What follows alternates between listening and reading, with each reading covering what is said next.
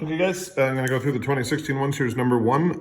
Again, it would be a good idea if you haven't been doing FRQs to start. If you have been doing FRQs, this problem is very similar to the banana problem and the escalator problem. It's a rate of things being added, a rate of things being subtracted, and an amount at the start of the time. So first it says estimate R prime of 2. Remember when we're estimating on a table, we go from here to here. So we'll take 950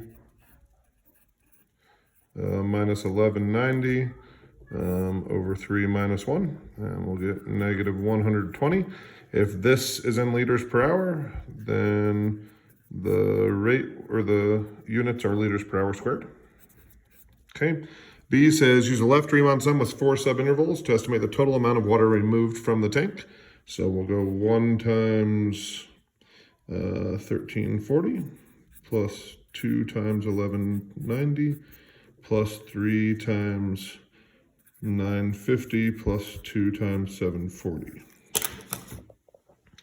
So we'll go 1340 plus 2 times 1190 plus times 950 plus 2 times 740. And we'll get 8,050. That would be liters.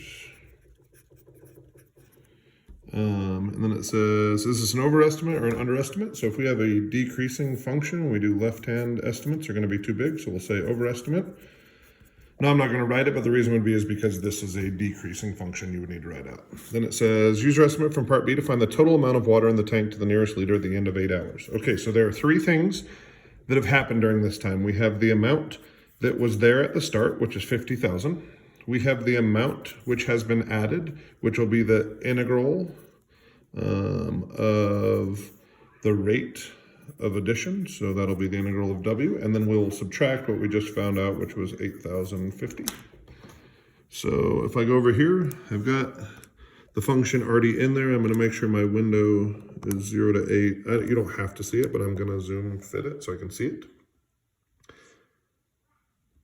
And then I'm going to calculate. So I can calculate 7 from 0 to 8. Okay, so I get 7,836. It says to the nearest liter, so we'll just take this number. We'll add the 50,000 and subtract the 8,050. And we'll go to the nearest one, so we'll get 49,786. Okay. Liters. So again, this is how much we started with. This is how much got added because it's the integral of the rate of addition, and this is how much got subtracted from part B. Part D says for 0 to 8, is there a time at which the rate being pumped in the tank is the same at which the rate is being removed? Explain why or why not. Okay, so this one goes from 1340 to 8700. So I'm going to calculate the value at 0. So this one has so W has a value of 2000. I'm going to calculate the value at 8. And it's got a value of 881.5. Now, both of these are continuous differentiable functions. So what I would say, I don't know what the book says, I haven't looked at the key yet, but if W starts above all the values of R and ends below all the values of R, then they have to cross at least one time because they are both continuous.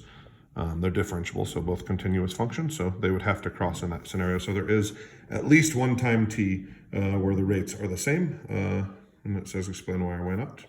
That would be your explanation. I would write all that down, of course. All right, thanks, guys.